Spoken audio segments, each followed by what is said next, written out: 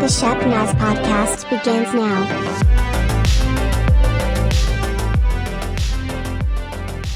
You're listening to the Shepnaz podcast, a podcast by Shepherd Church. Everything we do at Shepherd is to connect our community in a meaningful relationship with Christ, and we're expecting great things.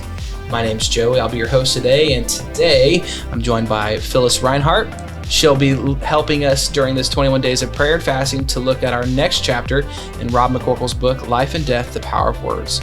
But stick around because after that, we're going to talk more with her about her role here at Shepherd and what is going on in her life. Hey, Phyllis, thanks for being here. How are you today? I'm good. Hi, All right. Joey and Joe. Well, we're glad that you're here. And we're going to get to all the things that you get to be a part of, and you get to kind of shine some light on your life and put you in the spotlight for a minute. But before we do that, our church has been in the midst of a 21 days of prayer and fasting this month, and we've been reading through Rob McCorkle's book called Life and Death, The Power of Words, and you have had the opportunity then to kind of study chapter 15, which is called Imparting Grace. Would you give us a summary of that chapter, kind of what Rob was talking about and kind of what we can learn from it? Well, Imparting Grace was, as you can guess, all about grace and kind of defining what grace is. The usual definition is undeserved favor, unmerited favor. Sure. That's the usual definition, but McCorkle points out that historically, and in the culture of Greek culture, that the term that they used for that was kind of like a superpower. Okay. Grace was a superpower that you got. He didn't use the word superpower, he said something else, but I changed it to superpower. Yeah. He said superhuman abilities. And superpower, that's good. A superpower, like in that movie, The Incredibles. Yeah. Yeah. Well, in the age of superhero movies, which we live in, that probably makes more sense Yes. that it would be a superpower. Okay. So grace is a superpower that we get as a gift. Then he goes into the book of Zechariah and talks about Zerubbabel. Mm-hmm. Very good. And he was given the task of rebuilding the temple after it had been destroyed by the Babylonians. And one of the things they told him to do was to yell at the rubble, the pile of grace. Mm-hmm. And that was supposed to help him rebuild the mess. So he told that story. He also gave some examples, McCorkle did, of some of the times when his friends had encouraged him by imparting grace to him when he was discouraged, and he gave a couple examples of that.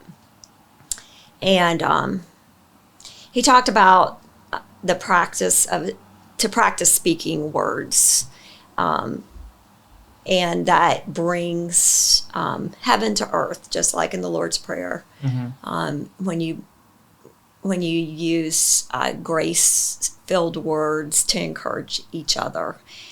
And he said the hardest time for him to use grace is when he has to correct people or correct situations, and he has to think of a way to do it or pray. It comes from God, the power to use words that are filled with grace, even when correcting situations.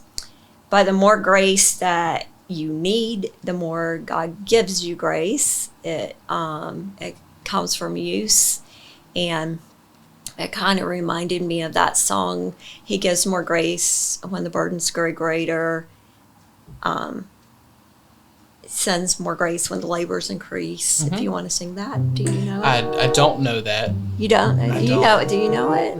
He giveth more grace. Is that a hymn? It's a hymn, yes. I didn't grow up on hymns, so I would be really bad if we had a game show that was like, name that hymn. Yeah, well, that's a good one. But anyway, it reminded me of that song. He giveth more grace. Okay. When the burdens grow greater. Yeah. You should Google it and listen to that song. It's very Somebody get Shelly in powerful. here. Yeah, she doesn't know the hymns either. Bring the piano. So, Well, when we talk about grace, I think that's grace if you've ever been shown grace before.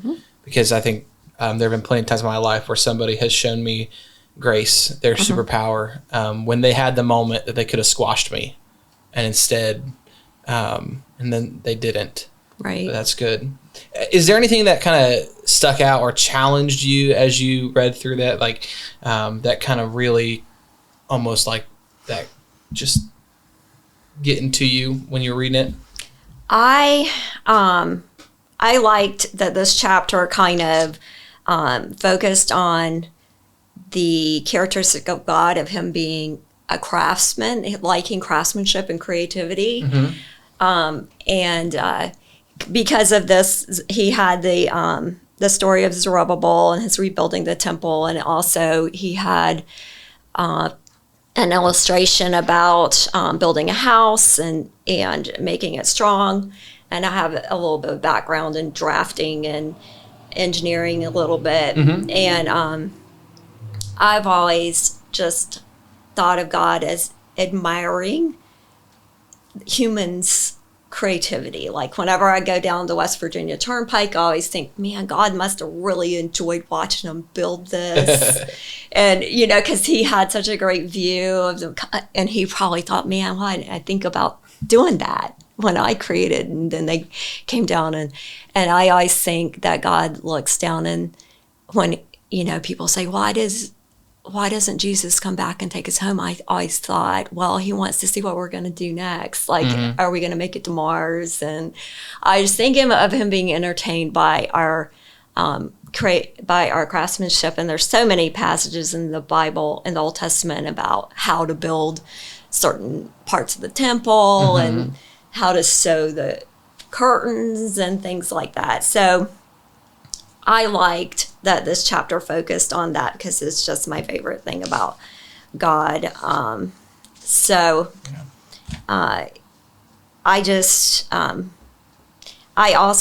It reminded me of a time when I thought about being shown grace and reflecting grace back.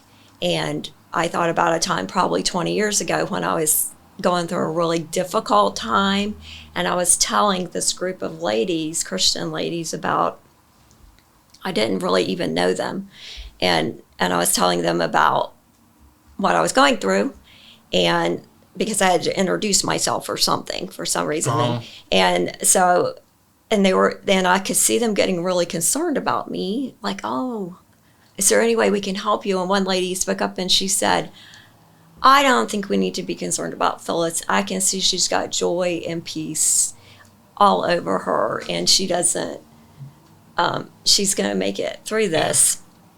And so after that, a lot of times when I would face difficult times, I would think about her saying that. I would think, I've got joy and peace written all over me. It was like, I took it as like a theme for my life, just because she reflected that back to me.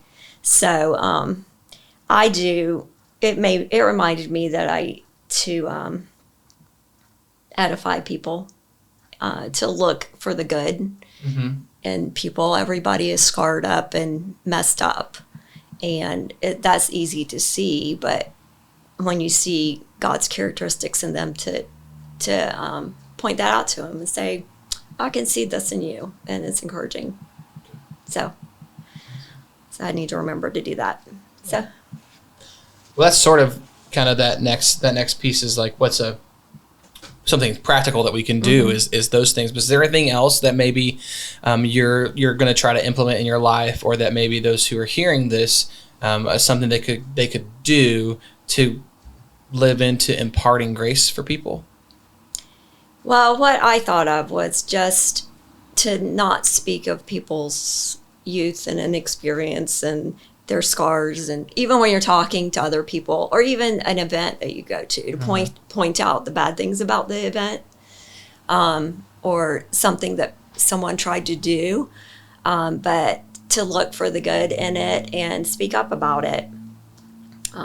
So I actually sent a little text to a guy in our group of something that I had noted after I read this, and said this devotion reminded me of you because you got this characteristic, and I kept wanting to tell him that. That's good. And so I had thought of it several times, and I went ahead and sent a text to him. And I just think just being more mindful of that would be good. Awesome. So. All right. Well, hey, we're going to take a quick break, but stick around because we're going to put Phyllis in the spotlight and kind of get to know her a little bit better and what she's up to these days. So we will be right back. As we conclude our 21 days of prayer and fasting in January of 2023, we want to invite you and your family to a praise and worship night on January 29th at 5 p.m. There we will sing, we will pray, and we will thank God for all that He has done. And as we anticipate what He is going to do, we'll seek Him. So don't miss it on January 29th at 5 p.m. right here at Shepherd. If you haven't taken the step of baptism in your life yet, we want to invite you that on February 5th, you could take that step. Baptism is a moment in which you're able to say that Jesus has changed my heart on the inside and I want to proclaim it to the world. If you'd like to sign up for baptism, you can do so by filling out the Connect card, letting us know that, or you can go to our website and on the right-hand side under Contact Us, you can click the link that says, I want to be baptized. Pastor will reach out to you and we'll get that scheduled. All right. Well, Phyllis, thanks for sticking around. You are the probably second most tenured person on our team here. I've been here a long time. Pastor Tim takes the cake in that, but you are right there behind him. So will you kind of let us in on just all these things that you've been able to be a part of at Shepherd and kind of what you do here, when you came, how that all looked? I can't remember what year it was I started, but it was maybe a year or two after Pastor Tim came. So it's probably been about 18 years. And I just started working here part-time. My kids were young at the time and I needed a part-time job. Mm-hmm. And so I've always helped with the website, mm-hmm. social media, video, the screens, the slides, promoting things, communicating. I do the email. I send out email and mm-hmm. I do all the chalkboard signs and mm-hmm.